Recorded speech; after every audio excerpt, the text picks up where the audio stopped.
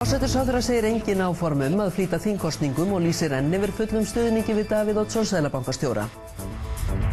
Og aftur kemur forsætisráðherra við sögu og segir enga viðhorfsbreytingu hafa orðið á afstöðu sinni til setu seðlabankastjóra.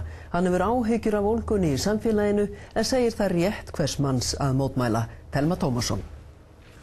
Gríðarleg reiði ríkir meðal almennings hér í landi og voru meðal annars hávær mótmæli hér fyrir framan Alþingi liðina helgi. En hvað segir forsætisráðherra við því?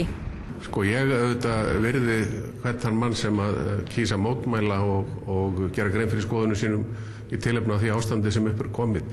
Það bara réttur hvers manns í lýðræðislegu þjóðfélagi og nákvæmlega ekkert við það að athuga. En það verra þegar menn grípa til þeirra ráða að kasta eggjum í Alþingishúsið. Það ekki hægt að líða slíka framkomu. Hann hefur áhyggjur af ólgunni í samfélaginu. Ég gerir mig grein fyrir því að það reiði og gremja hjá mjög mörgum.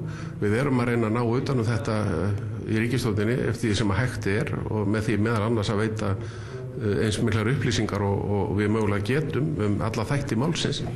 En það alveg ljóst að það var margir orði fyrir fjárhagslegu tapi og fólk á sárt að binda, en það skiptir miklu máli þá að snúa bökum saman og reyna frekar að efla samstöðu í þjóðfélaginu en ekki sundrung.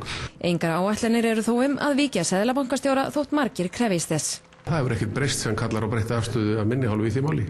Fyrrverandi bankastjóri lætur þung orð falla seðlabankastjóra, skiptir það engu máli? Nei, ég get náttúrulega ekki verið til vitnis það hvað mönnum hefur farið í milli í enga samtölum. Það nú bara svoleiðis.